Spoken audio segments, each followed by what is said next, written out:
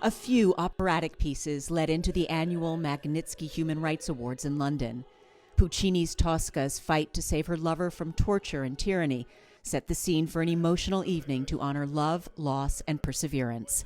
Russian opposition leader Alexei Navalny's widow, Yulia Navalnaya, was awarded for Courage Under Fire. She was recognized for her work, her sacrifice, and her family's endurance over many years.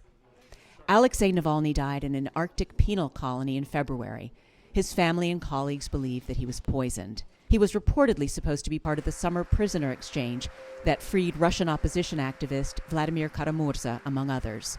Kara-Murza presented Navalnaya with her award last night.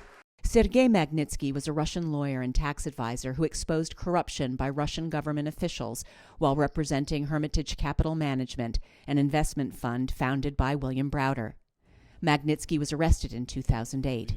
He was abused and given inadequate medical treatment in prison, where he died nearly a year later. The emotions are always very raw when you're dealing with murder, torture, abuse, and no matter what happens, we're dealing with some really very serious and very sad issues. But Vladimir Kara-Murza's release is one of the few little bright spots in a world of pain. Knowing that authorities in Russia would never reveal the truth about what happened to Magnitsky in prison or punish the perpetrators, Browder lobbied in Washington for a response.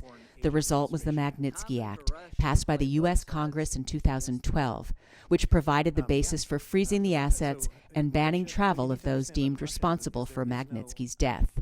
The law has since gone global and is the basis for sanctioning human rights violators around the world.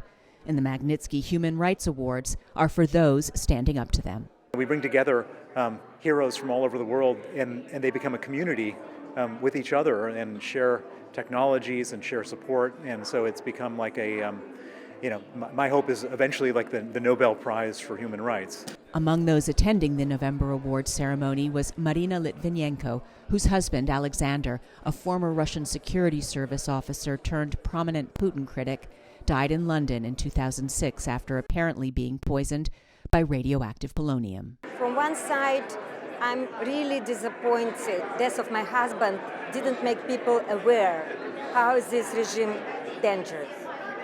From another side, more and more people understanding who is Mr. Putin and what this regime might do to other countries, to other individuals. The fate of Russian dissidents was on the mind of many attendees. This work is nowhere near done. I mean, I was lucky to get my husband back, but many people didn't.